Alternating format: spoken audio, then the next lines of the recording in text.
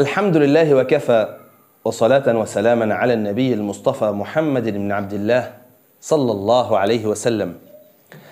أحبتنا الكرام، أهلا ومرحبا بكم في حلقة جديدة مع برنامج أهل القرآن الكريم. في حلقة اليوم معنا شاب شيخ نشأ وترعرع في عبادة الله جل وعلا. معنا شاب يحفظ القرآن الكريم عن ظهر قلب. معنا شاب إمام خطيب واعظ مفوه في الحديث. فلنرحب دائما وأبدا بالشيخ الشاب أحمد نجاح الشيخ. السلام عليكم ورحمة الله وبركاته. وعليكم السلام ورحمة الله وبركاته. حبيبنا الكريم، أهلا وسهلا ومرحبا بك في برنامجنا أهل القرآن الكريم. نود أن تعرفنا ببعض سيرتك وتمتعنا بآيات بصوتك العذب من كتاب الله جل وعلا، فلتتفضل. أهلا وسهلا ومرحبا أخي الكريم. الحمد لله رب العالمين، والصلاة والسلام على أشرف المرسلين سيدنا محمد صلى الله عليه وسلم. أما بعد، أخوكم في الله الشيخ أحمد نجاح السيد أمين، إمام وخطيب بوزارة الأوقاف. تخرجت من كلية الشريعة والقانون قسم الشريعة الإسلامية، وقد من الله علي بحفظ القرآن وأنا في 15.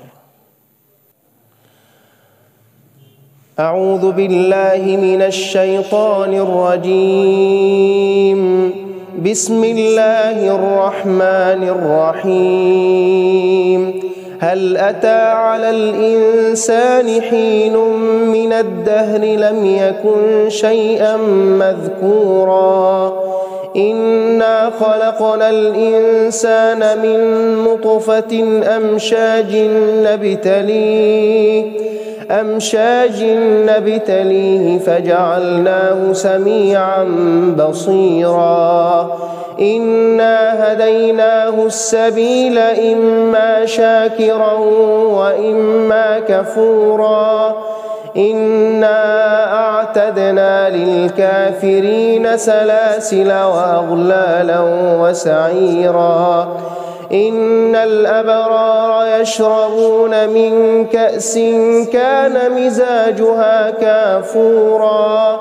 عينا يشرب بها عباد الله يفجرونها تفجيرا.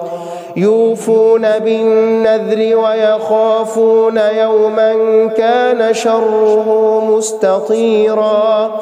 ويطعمون الطعام على حبه مسكينا ويتيما وأسيرا.